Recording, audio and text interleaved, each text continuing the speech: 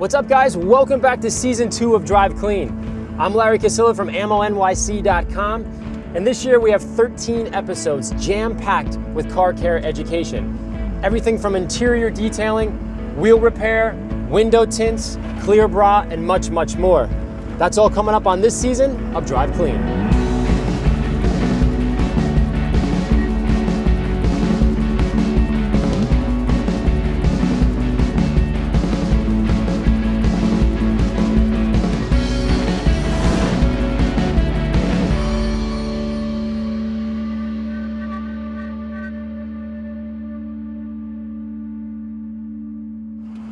I've been looking everywhere for the past 3 years for a well-cared-for Porsche 964, and this one came to me through an eBay listing.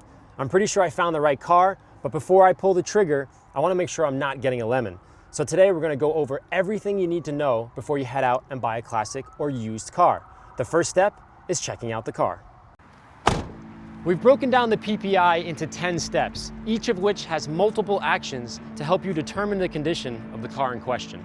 Prior to seeing the vehicle in person, research the make, model, and year for comparable prices. I like to use eBay Motors, Kelley Blue Book, and Hagerty to get a feel for the market.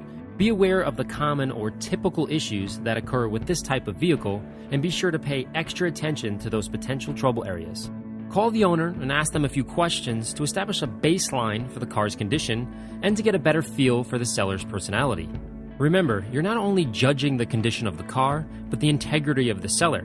You have to be like a detective and uncover the facts. And at the end of the day, this is a business transaction and emotions need to be kept in control.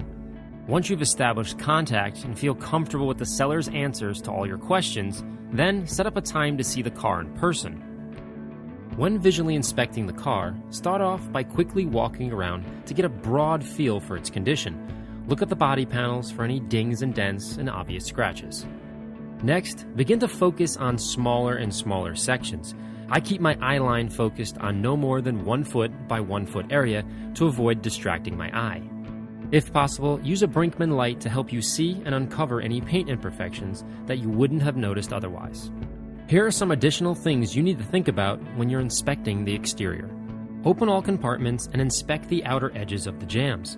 Look and, more importantly, feel for any rough or overspray areas which might indicate a respray.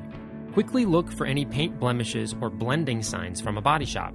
Then, ensure the compartment fits properly within the body of the car by measuring the gaps between the compartment and the body. There should be an equal gap on each side. Get underneath the car as much as you can and look for obvious rust or oil leaks, and ask your mechanic to take a closer look if you choose to move forward. Next, look and with your hand, feel the inside of the wheel well for any rub marks caused by modified suspension or odd-sized tire and wheel combinations. Check the rims for bends, scuffs, or gouges, and factor any cosmetic repair into your final decision. Then take a quick look at the tire tread depth and for any uneven wearing that might be an indication of suspension or alignment issues. One of the most overlooked areas when purchasing a classic car is the door seals. These tend to be brittle, cracked, and even missing from years of use. These can be costly and at times tricky to replace, but their importance can't be overstated as they steer moisture away from vulnerable areas that commonly rust without protection. Lastly, look at the glass for any minor cracks that may need attention. This windshield here has a textbook rock chip that can be repaired without replacing the entire glass.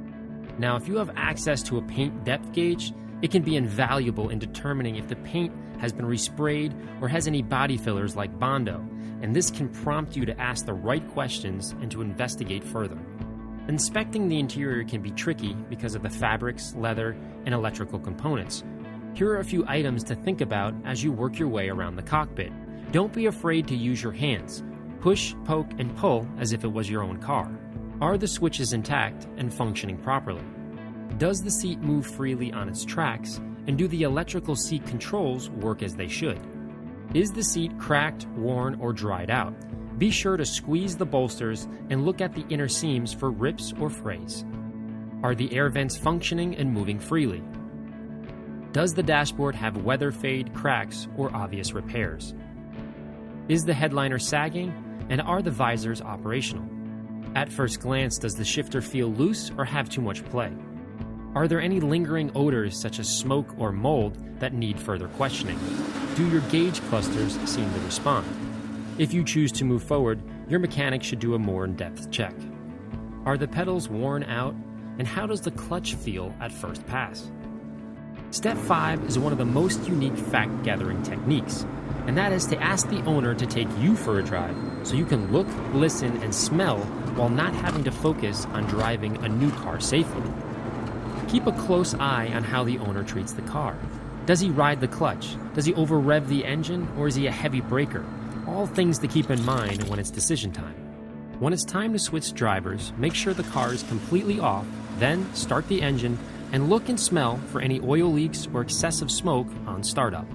During the drive, focus on the ride quality, steering feel, and if the brakes are spongy so you're familiar with the car's feel when you and your mechanic discuss it later. The next step is something you really shouldn't do on your own. You need to take your car to a certified or a reliable mechanic for a paid pre-purchase inspection. This is my home away from home, a place where Porsche history is on every lift, and an artist and a mechanic are one and the same. Finding an expert who specializes in your specific vehicle is ideal, but not always possible.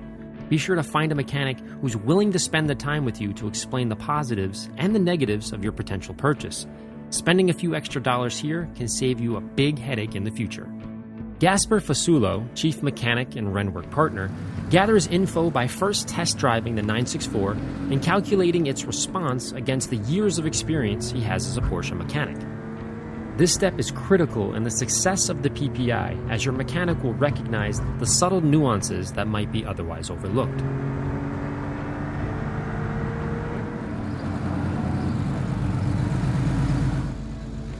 So what do you think?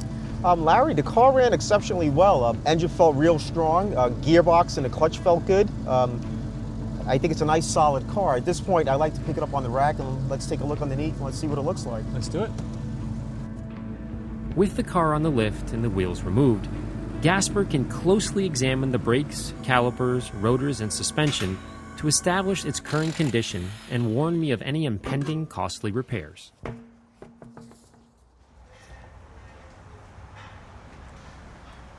All right, Gas, what did you find? Oh, the first thing I like to do when I get a car up on the lift is I like to check for structural damage or any possible rust issues.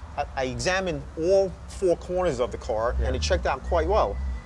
I believe this car was never involved in an accident. That's a good thing. That's a real good thing. So at that point, I think you have a good solid car here. But I did notice while it was up that you do have a couple of oil leaks that you need to address. And I'd like to point them out to you. Yeah. The first leak that I did find was on this side here. I believe it's the lower valve cover gasket. A couple of drips here leaking, and you can see them. They're dripping down here. And this is something that you should definitely address. Okay. Not a major problem, just a couple of gaskets that'll fix that. Okay. I also noticed on this side seems to be a little worse than the driver's side. There's a couple of leaks here. And I also believe that's coming from the lower valve cover gasket and possibly the seal behind the power steering drive. Gotcha. So those three things I would definitely do because I'm a little concerned about the oil on the exhaust. Got it. All right, so you definitely have to schedule an appointment and get that done. While I was up on the lift, I also inspected the exhaust system, and the exhaust system checks out pretty well. It's a stainless muffler on here. It's nice and solid. There's no rust on it, and appears to be in pretty good shape. I also checked the suspension while I had it up, and it seems that the previous owner installed a really nice set of Coney adjustable shocks, which is a big plus. That is huge plus. It's a huge plus, so it saved you that expense. I also noticed that the previous owner replaced some of the brake lines with a stainless steel brake line, which is also a nice upgrade to do. Give you a nice firm pedal, and obviously he replaced the fluid, so that's something that you don't have to do in the next couple of years. Otherwise, it looks really nice. I like to move to the front of the car and take a look at the steering and the front suspension and see what that looks like. All right, let's do it. The front end checks out pretty well. I noticed that the previous owner recently installed a set of factory original rotors and brake pads. These look good. These are brand spanking new, right from Porsche, which is great. I also noticed that the tie rod end here has a little tear in the boot, some of the grease is escaping. This is something that you have to address. It's not expensive. I can replace just the end. Otherwise, the front end checks out really, really well. Cool. Gasper is testing the lights, blinkers, horn, wipers, interior lights, dashboard dimmer switch, mirrors, and various other knobs and buttons for his PPI checklist, and to make sure everything is functioning as it should. Next, he hooks up a special computer designed to communicate with the onboard diagnostics of the Porsche. The system tester will indicate if any computer codes have faulted due to a simple blown fuse or a major component failure.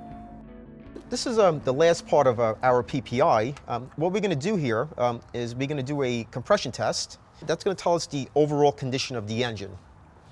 So we're going to go forward and do that. Also, another thing we're going to do, we're going to take a real good look at the spark plugs to see how they're burning. That'll also give us some kind of idea of the overall condition of the engine.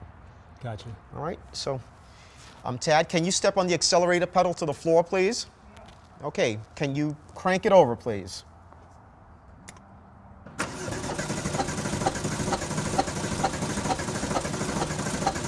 Good. Excellent. We got about 210 pounds, which is excellent for a 964. Great. That's a great number. So it's looking good so far. So let's move forward and let's check the other cylinders. All right, Tad, put the accelerator to the floor, please. All right, crank it over.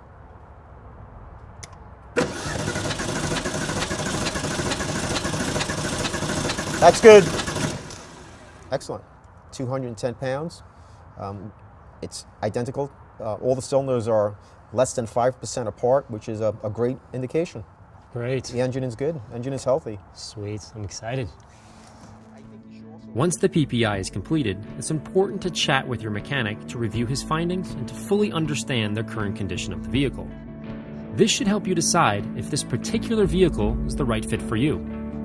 We've gone through my checklist, I've taken it for a drive, and we've completed the mechanical PPI. I'm not gonna lie, but I really love this car and I wanna buy it. But I need to sleep on it and go back to the seller with a small list of issues discovered during the PPI that'll help determine a fair price. Check back on next week's episode to see what happens. In the meantime, visit ammonyc.com and download your free PPI checklist. Well, that's it for me, guys. Thanks for watching another episode of Drive Clean right here on the #1 source for all things cars, the Drive Network.